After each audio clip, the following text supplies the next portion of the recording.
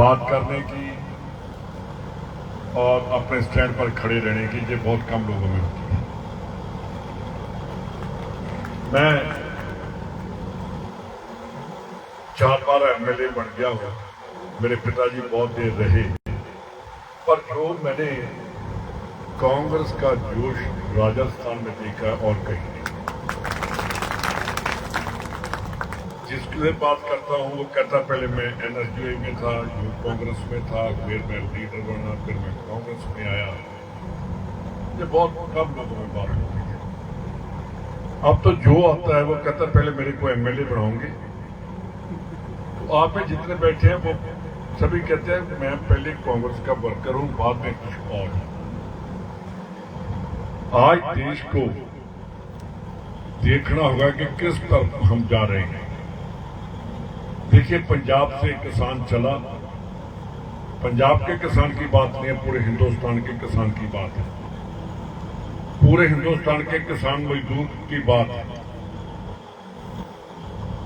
अगर किसान भूखा रहेगा तो देश कभी नहीं चल सकता, देश भी भूखा रहेगा। ये मोदी साहब को समझ नहीं आ रही। वो कहते हैं कि मैं पहले 2014 जो पीछे 10 साल आए हो वो झूठी बोलते हो, वो गारंटी नहीं थी। एक भी उनके पास काम नहीं है जिसकी उन्होंने बात की कि मैं देश के लिए ये करूंगा। मैं मोदी साहब आपसे एक बात पूछना चाहता हूं। आप कह रहे हो कि हम गरीबों का राशन बढ़ा देंगे। अरे भाई, 10 साल से 5 किलो के लिए रह गए। उसको भाषण देना चाहिए था, उसको गारंटी में क्या गारंटी देनी चाहिए थी कि आने वाले 5 सालों में किसी के हाथ में मैं थैला लेकर नहीं जाने दूंगा। वो अपने आप अपनी कमाई करेगा, उसको रोजगार दूंगा, उसको सुरक्षा दूंगा। तो इसका मतलब कि हम भीख मंगे बने रहेंगे। कि मैं आपको एक बात बताऊं, जब तक ये आपके दिमाग में नहीं आएगा कि हमने कैसे देश को बचाना है, देश नहीं बचेगा। जिन्होंने पुरानी आजादी ली तो उनको जब हम कभी छोटे थे, अब तो बेचारे वो चले गए,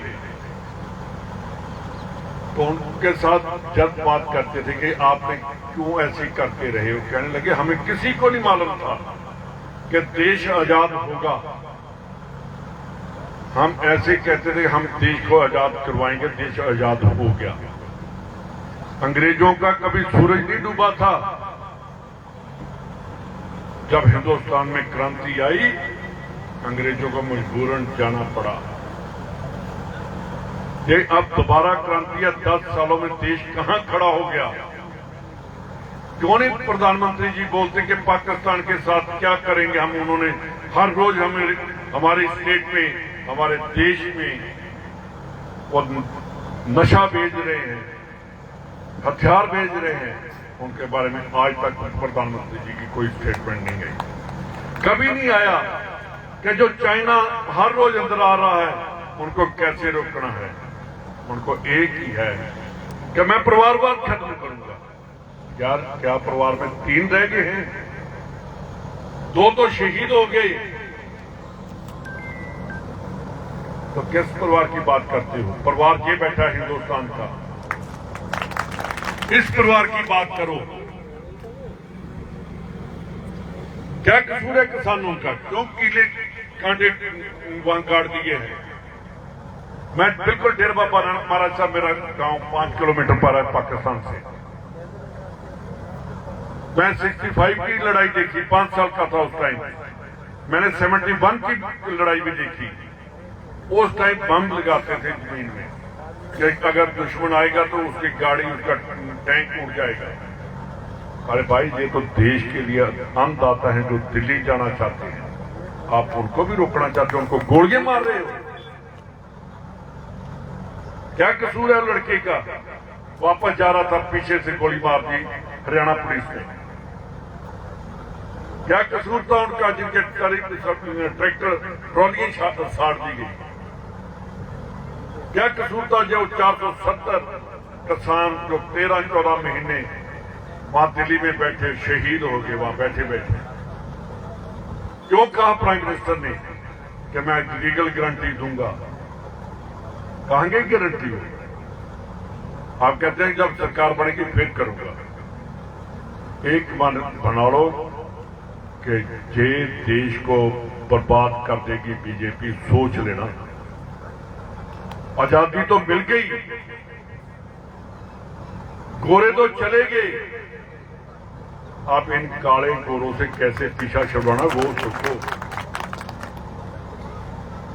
वो तो 100 साल में कौन सी गरीबी की बात करके हम गरीबी को खत्म करेंगे? गरीब को अपने आप खत्म कर दिए। जब अडानी अंबानी को इतना कुछ दे दिया, देश कहां जाएगा? फसल उसको दे दी, पेट्रोल पंप उसको दे दिए, एयरपोर्ट अडानी को दे दिए, तो ये किस लिए बैठे हैं? इनके पास कब आएगा? मोदी जी का एक ही बेटा है, वो है अडानी। जिस देश का प्रधानमंत्री एमपी, मैंने तो कभी किसी राज्यसभा में वो पार्लियामेंट में किसी मेंबर पार्लियामेंट को सुनते हुए देखा ही नहीं। वो तो जब उठते हैं कांग्रेस को गालियां निकालते और बाद में कांग्रेसी के जितने मेंबर उनको हाउस से बाहर निकाल देते। ये भगत सिंह ने किया था।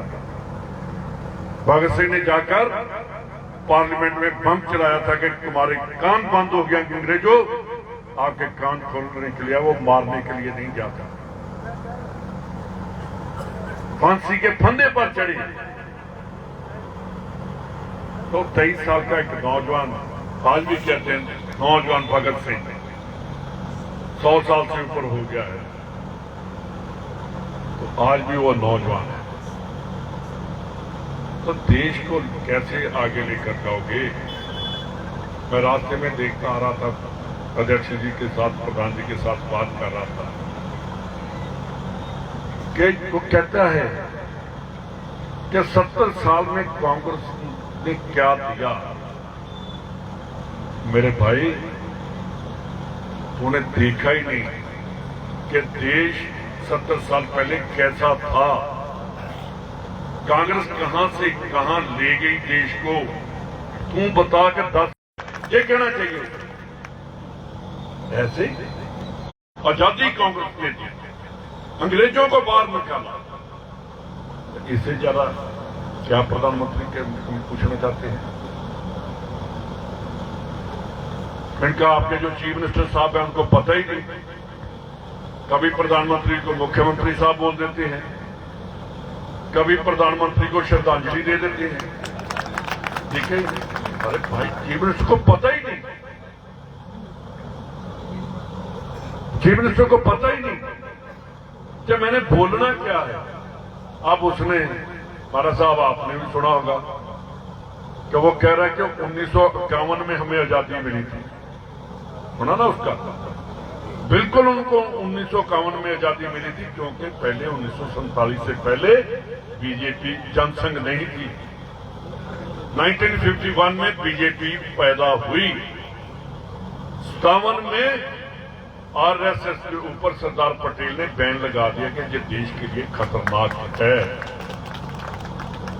वो नहीं कभी बात करेंगे, वो नहीं कहते कभी कि अंडमान निकोबार जेल में किन की शहादत हुई।